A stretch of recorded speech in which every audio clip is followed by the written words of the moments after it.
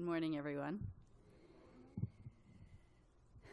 Today's reading is from the Holy Bible, 2 Timothy chapter 1, verse 7. Sorry, I can't do this. God has not given you a spirit of fear and timidity, but a spirit of power, love, and self-discipline.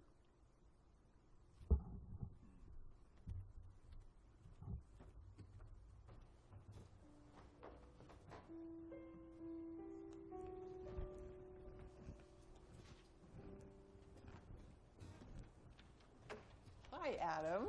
It's sure good to see you. Yay! How fun. It's just great to see you all this morning. And our two guests this morning, first-timers. Could you say your names for us? I didn't get your names. I'm Cecilia. Cecilia? Yes. And Karina. Yeah. Welcome. Cecilia came all the way from Brazil to be with us this morning. That's pretty.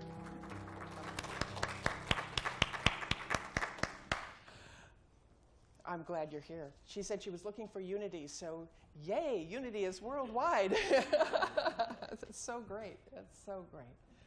Well, people often ask me, how do you come up with ideas for your Sunday sermons? And what usually happens, it's what's going on in my life, because we can relate. We can all relate. And I've had some big doors close on me, and there's a wonderful book by Ellen Davenport, and she's a Unity minister. And she talks about the doors opening, and we have doors closing. And we love it when doors are opening. Everything is new. It's a new relationship. It's a new job. It's something new in our lives. It's very exciting because an open door lets in light, lets in success and love and joy, and new doors opening symbolize that for us. And then there's a time when the door slams shut in your face. Well, we're not so excited about that because a door closing signifies an end of something. It's an end of a way of life that we have known. It's usually representative of a major shift in our lives. It's something like a scary diagnosis or a divorce, a bankruptcy, loss of a job. Endings are challenging. We know this because we don't like letting go, because letting go means that something's changing, that and we're afraid of change. We don't want change. We don't like change. We're afraid of letting go of something that's been a part of our life because we are just not sure what it means for our future. So we get stuck in this hallway between one door closing and waiting for the moment for the next one to open. And Ellen Davenport calls it, in her book, it's called, It Can Be Hell in the Hallway. Yes, it can be hell in the hallway. The hallway is an uncomfortable place to be. It's uncertain. There's a transition going, a period of time between that door closing and the new one opening. And we're not even sure that there's going to be a new door opening. That's the other thing. It's that time between what used to be and what's going to be. It's that space of the unknown where we can't yet see the new beginning. We don't know what's going to happen. We don't know how things are going to turn out. We don't know what to do. What to do. I always think there's something to do. We want to be problem solvers. Do it. And this uncertainty of not knowing can leave us a little scared and leave us feeling lost. Yet spending time in the hallway, doggone it, can be good for us because it's a place of potential. It's a place of possibilities. It's a place where we can spend time reflecting. It's a place of awakening to new wisdom, new understanding, a place of growth, a place of discovery. Even when we don't like it, when doors are closing,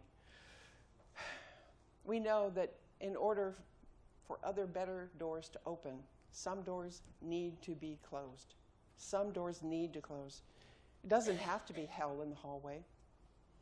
That hallway can be a healthy place. It can be a healing place, a reflective place. So how do we handle the closing doors in our lives?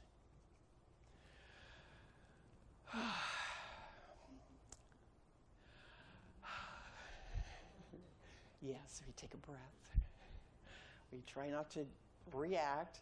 I'm thinking about Great Britain right now and the knee-jerk reaction and all those people who said they voted out said, I didn't know what I was voting for. I want back in. I want back in. It's like, really? Really? So now they get to reflect on their decision. They're definitely in that hallway of hell right now. You know, prices dropping everywhere. You know, it's wow. It's really so interesting that they made a decision, but they didn't really base it on anything but gossip, probably, I would think, because they were told all of this stuff would happen. Now it's happening. It's like, oh, why is this happening? It's hello. So they're in that hallway. They're in the hallway. So we know what that feels like. It's scary. Endings are scary. It represents change, and you know how we resist change. New discoveries and new beginnings can't happen without change, and change can't happen without an ending. The caterpillar could never become a butterfly without an ending. And we can't become who we were meant to be without an ending, without change. Change. Whenever we experience change or endings, we act as though something has gone wrong. We think that there must be a mistake because that's not what we wanted. I'm thinking of the people in Great Britain. It's like, must be some mistake. There's a breakdown in the communication between us and the universe when these things happen. We get so focused and so upset about the closing door that we miss out on the blessings and the opportunities that could result. We want our lives to improve, don't we? But we don't want to change anything to make that happen. In fact, we're so afraid of change that sometimes, even when we know we would be better off by ending something, we just don't make that change. We just keep that door open instead, and then we rationalize to ourselves. We say things to ourselves like, well, it's safer to have a regular paycheck than following my dream. It's better to be in a bad relationship than no relationship at all. Have you heard that one? So let's look at our lives. Where in our lives is there a door that needs to be closed, that we need to move on? Where do you know it's time to end something that you haven't yet given yourself permission to end? I heard a great saying the other day, and it's kind of what prompted all of this, and as well as Ellen Debencourt's book. Don't cling to a mistake just because you spent a long time making it.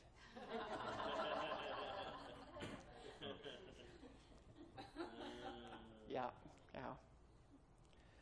So when we understand the importance of change, it helps us to come to a place of accepting our new reality. Fighting against it is just not going to be helpful. We need to make peace with this new dimension that's happening in our life. We just experience this unfolding and take that moment. And blessings will come. Improvements will come. We trust in the universe. The universe loves us, supports us, and shows us exactly what we need to discover in ourselves, the greatness that's in ourselves. Did you know the word you probably do know the word hell comes from the word Hades, which means to be blind. I find that so fascinating. It means to be blind. Isn't that interesting? The word heaven actually means expansion. I know we're really aware of that one.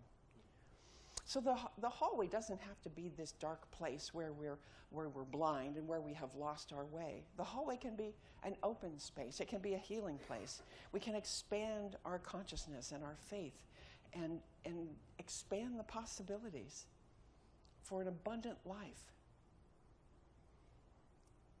It helps when we're willing to accept and understand change and to make peace with it.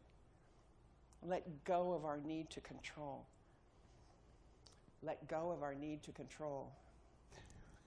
Bears repeating, I think. Let go of this need to control.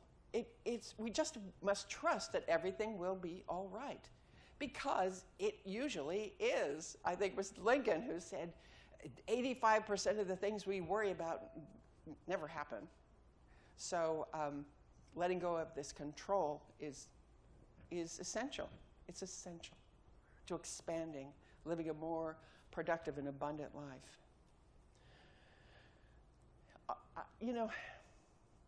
I know when change happens, it just feels like the rug has been yanked out from under us and you're just in for this free fall. It feels awful sometimes. It's scary. We can be disoriented and sometimes even lost. Everything that we've known is suddenly gone. It can trigger a lot of feelings: grief, loss, sadness, anger, things that we don't like feeling. We will do almost anything to avoid feeling these feelings, this pain. So what do? We just move quickly from door to door. We grab the next job, and we don't think about what really our dreams are. We just take it so that we don't have to worry about the next paycheck. We don't give it much thought of what we truly want. It's amazing the lengths that we will go to in order to avoid facing our pain. We suppress the feelings because at some level we think that it's wrong to have them. We tell ourselves things like, I'm still sad. I should be over this by now. I'm angry, but I don't really think that spiritual people should be angry. My heart is broken. I feel so weak. If I were a stronger person, I wouldn't be feeling this way. We don't need any criticism from the outside. We do plenty well, just by ourselves. In unity, we do encourage and emphasize affirmations and positive thinking. And yet we're almost a little bit afraid to acknowledge that we have sadness or pain because we think we are affirming negativity. But there's a huge difference between feeling and acknowledging our emotions and getting stuck in them. Allowing ourselves to feel the emotions, it's healthy and it's liberating, rather than trying to stuff them down and deny that they're there. Remember, the denial is denying that they have a power over us. It's not denying their existence. That would be ridiculous. That's living in a fantasy world. So let's connect with that again, that we're not denying the emotions. We're not denying that something's happened. We're denying that it has power over us. That's what the denial is about. It's important to acknowledge our feelings. It's important for us to allow our sadness to move through us, because when you do that, it liberates us from this energy of the feeling. So that it's an interesting concept to I've been using this for a long time, just letting it. People, when my husband died, people say, how are you functioning? How are you doing it? And it was that way, acknowledging it, saying, oh yes, and letting it move through me, rather than stuffing it down and saying, no, it's not, it's been a long time, I should be over it by now, kind of thing. I just acknowledge it, just notice it, appreciate it, bless it, and let it move through. It's healthy. It's a healthy way to handle things. But, we still have that little underlying belief that spiritual people shouldn't have negative emotions. But we're spiritual beings and we're having a human experience. And that includes a lot of emotions if we really think about it. Frustration, loss, disappointment, sadness, anger. Even Jesus experienced these emotions. If you look in the Bible, it says Jesus wept. Jesus wept. How sad he must have been. And when he flipped over the tables of the money changers in the temple, he was angry. He was, that other word I can't say at the pulpit, ticked off. There we go, yeah. He was really upset. He was angry. And he was annoyed. One of my favorite stories, he was annoyed with his disciples when they said, he says, "Oh, ye of little faith, don't you believe what I've told you?" Oh, ye of little faith. I love that story. He was pretty irritated, pretty annoyed with those guys. Then he got really irritated when he was at Gethsemane, when he said to them, "Can't you just stay up with me for even an hour without falling asleep?" Now that sounds pretty annoyed. And he felt despair when he said, "Father, why hast thou forsaken me?" Wow. Hurt. Real hurt. And he was overwhelmed when he said, "If you can, take this cup of suffering from me." Oh, cup of suffering. Phew. So Jesus felt a full range of emotions, just like us. He couldn't pick and choose which ones he was willing to feel in any particular moment. A full human life requires that we open ourselves to experiencing all the emotions. If we try to avoid the sad ones, then we limit our ability to fully feel the joyful ones. So let's ask ourselves, am I willing to appreciate my humanity and allow myself to acknowledge and embrace all of my feelings? Letting those painful emotions pass through us is much easier and healthier than trying to block them or deny them. Hallways can be scary, dark places, but they can also be like a womb, a dark place out of which something is given birth. Jesus was in a dark tomb for 3 days, and out of the quiet and silence of that, he was resurrected. Paul was blinded for 3 days on the road to Damascus, and out of that, he became a transformed man. In each of these situations, the darkness provided an opportunity for them to contemplate and reflect, reflecting on their lives. It provided the opportunity for them to awaken to new wisdom, to awaken to new understanding, and be birthed into something greater. When we go deep, when we go really deep, beyond the emotions, beyond the feelings, there is God. And we are opened to greater insight and inspiration. How many times do we act like victims in our lives? Why is this happening to me? Why me, God? Yeah, we've had that. Many support groups for survivors of cancer discuss that "why me, God" feeling, and it's palpable. Well, here's the good news. It's not happening to you, it's happening for you.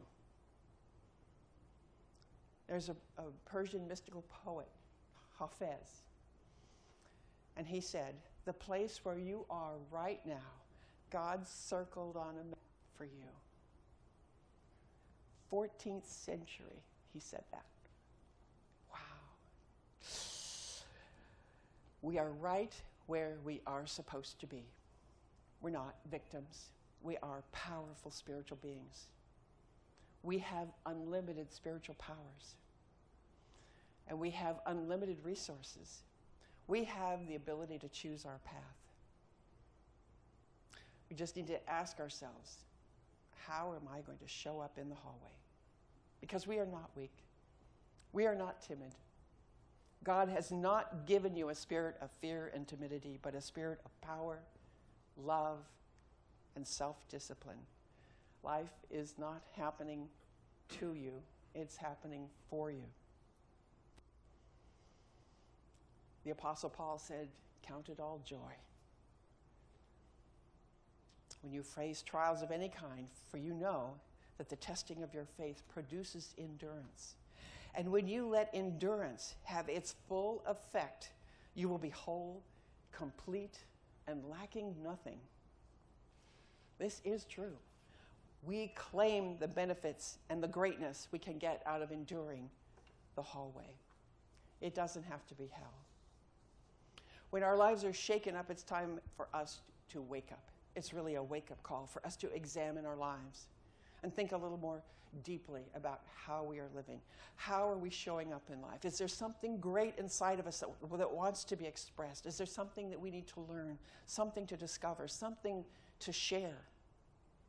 Is there something inside that you haven't allowed yourself to go deep inside, deep enough to discover or to change? Life is making every effort to wake us up to our own greatness. Getting thrown into the hallway may be the very thing that wakes us up. So many things, getting laid off, an awful diagnosis, going through chemo or other medical procedures, saying goodbye to someone we love, losing a loved one. They're horrible things to go through. If we see it that way. But with every experience, God is bringing forth something greater and more powerful in us. God is inviting us to ask, who am I? Why am I here? What am I here to learn? What am I being called to do? So think about the wake-up call you may be facing in your life. Life isn't perfect. Doors slam shut on us unexpectedly and send us on a completely different course. Life is sometimes messy. Life sometimes doesn't make sense. And life can sometimes hurt.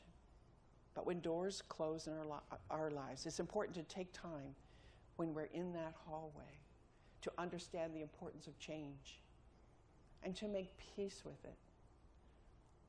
Change happens every day. The only sure thing is the only thing that doesn't change is change. I mean, there's always change.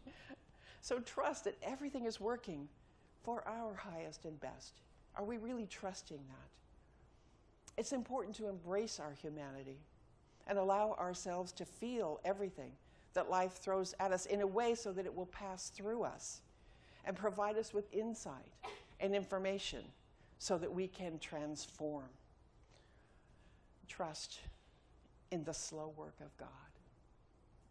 Yeah, I like that one. Let's claim our greatness. It's our choice how we will show up and what we will learn from the hallway that will allow us to live our lives more fully. We are the ones to get that, we get to choose. Is it going to be heaven for us, or is it going to be hell in the hallway? It's your choice. God bless you on your journey. I love you and thank you for being here today. Thank you. Oh, thank you.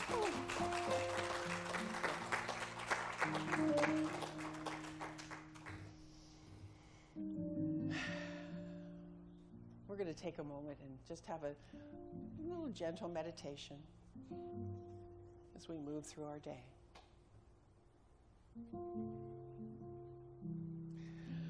Today, we express gratitude for everything.